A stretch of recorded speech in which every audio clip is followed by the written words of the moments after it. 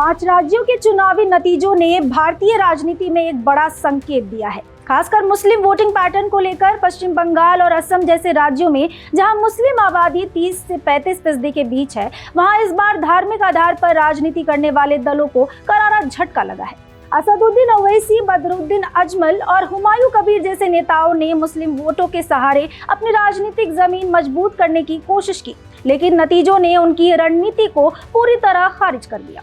इन चुनावों ने ये साफ कर दिया कि अब मुस्लिम मतदाता केवल पहचान की राजनीति से प्रभावित नहीं हो रहे, बल्कि वो ज्यादा राजनीतिक तरीके से वोट कर रहे हैं। पश्चिम बंगाल में ममता बनर्जी के नेतृत्व में ऑल इंडिया तृणमूल कांग्रेस ने मुस्लिम बहुल सीटों पर शानदार प्रदर्शन किया। राज्य में मुस्लिम वोटरों ने एकजुट होकर टीएमसी को समर्थन दिया और छोटे दलों को पूरी तरह से नकार दिया।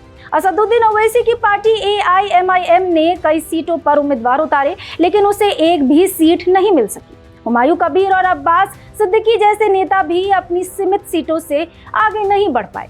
ये साफ संकेत है कि मुस्लिम मतदाता वोट कटवा की छवि वाले दलों से दूरी बना रहे हैं और ऐसे विकल्प को चुन रहे हैं जो चुनावी रूप से मजबूत हो।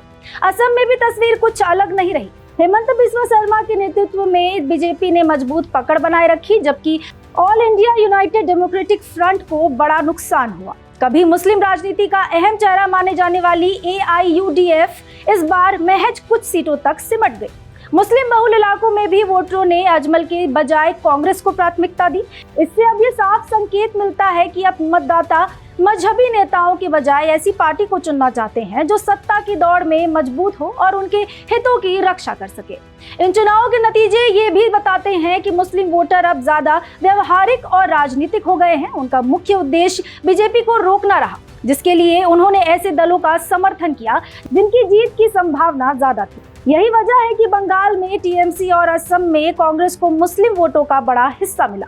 कुल मिलाकर यह बदलाव भारतीय राजनीति में एक नए ट्रेंड की ओर इशारा करता है, जहां पहचान की राजनीति की जगह सस्टेनेबल और स्ट्रैटेजिक पॉलिटिक्स ले रही है। आने वाले समय में अगर ओवैसी, अजमल और अन्य नेता अपनी रणनीति नहीं बदलते हैं तो उनकी राजनीतिक प्रासंगिकता और कमजोर भी हो सकती है। फिलहाल इस खबर में इतना ही। ऐसे खबरों के लिए देखते रहिए भारत एक्सप्रेस।